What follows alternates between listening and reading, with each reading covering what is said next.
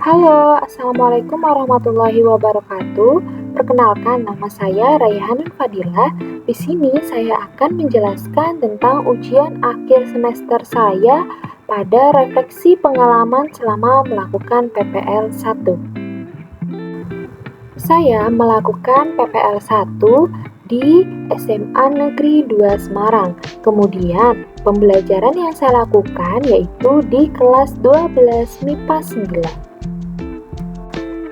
Hal yang saya lakukan sebelum menyusun perancangan yaitu melakukan asesmen diagnostik. Yang pertama, perkembangan psikologis, kognitif, emosi, psikososial, moral, kemudian motivasi belajar siswa, lalu gaya belajar peserta didik, dan kultural peserta didik. Saya melakukan asesmen diagnostik menggunakan yang pertama cara pengamatan atau observasi.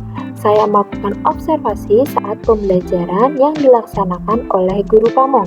Dan yang kedua melakukan dengan menggunakan Google Formulir, memberikan link Google Formulir untuk mengetahui latar belakang peserta didik secara lebih. Setelah melakukan asesmen diagnostik, lalu mendapatkan hasil yang pertama perkembangan psikologis. Yang pertama ada kognitif.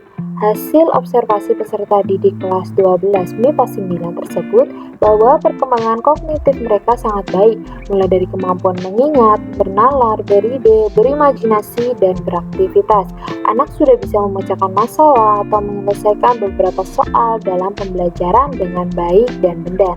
Kemudian, yang kedua ada emosi. Peserta didik sudah dapat mengenal emosi diri sendiri dengan sangat baik. Selain itu, mereka juga mampu menunjukkan percaya diri seperti peserta didik berani mencoba tanpa merasa takut jawabannya salah, kemudian peserta didik tidak mudah putus asa, dan lain sebagainya.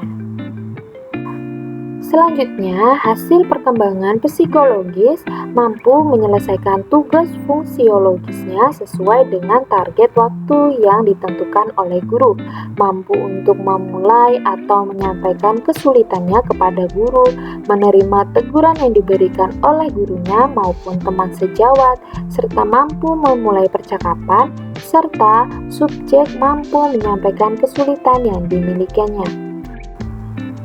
Selanjutnya ada moral. Peserta didik kelas 12 MIPA 9 memiliki sifat yang patuh, hormat, serta memiliki sifat yang jujur dan bertanggung jawab. Kemudian, hasil asesmen profil motivasi belajar peserta didik saat observasi dapat dilihat jika mereka memiliki motivasi yang tinggi untuk belajar, sudah aktif dan kritis, dan mereka juga dapat mengikuti pembelajaran dengan baik. Kemudian ada gaya belajar peserta didik. Peserta didik memiliki gaya belajar auditoris dan visual. Gaya belajar ini dapat ditemukan melalui link berikut. Terakhir ada kultural peserta didik. Peserta didik memiliki satu agama di dalam satu kelas dengan beragama Islam. Selanjutnya, norma yang mereka lakukan dalam kehidupan sehari-hari juga tergolong baik, seperti sikap saling menghormati dan saling menghargai, berkata dan berperilaku jujur, dan lain sebagainya. Rencana pelaksanaan pembelajaran. Setelah tematik saya berikan, kemudian peserta didik saya beri link Word Wall dan mulai mengerjakan. Penggunaan teknologi sesuai dengan gaya belajar peserta didik serta sesuai pula pada pendidikan abad 21. Peserta didik sudah terbiasa selalu menggunakan teknologi dalam kehidupan sehari-hari. Output yang telah dilakukan yaitu kuis yang peserta didik isi mendapatkan nilai yang memuaskan. Ternyata pemahaman peserta didik mengenai suatu materi dapat diukur melalui kuis atau games. Pembelajaran menjadi menyenangkan dan peserta didik tidak ada yang bosan maupun mengantuk. Kemudian makna, saya mempelajari bahwa pembelajaran yang berpusat pada peserta didik akan membuat peserta didik lebih aktif, kreatif, serta penggunaan teknologi sangat membantu dalam membentuk pemahaman peserta didik. Untuk masyarakat, pembelajaran yang menyenangkan harus memperhatikan latar belakang peserta didik. Ini berkaitan pada dasar pemikiran Ki Hajar Dewantara, yaitu kodrat alam dengan sifat dan bentuk lingkungan di mana anak berada, sedangkan kodrat zaman berkaitan dengan isi dan irama, yaitu dalam perkembangan zaman saat ini. Guru harus menyesuaikan latar belakang peserta didik serta perkembangan zaman saat ini, seperti pada penggunaan teknologi. Kemudian ini adalah lampiran, ada barcode laporan profil peserta didik kelas 12 MIPA 9. Bisa di-scan dan bisa dibaca-baca.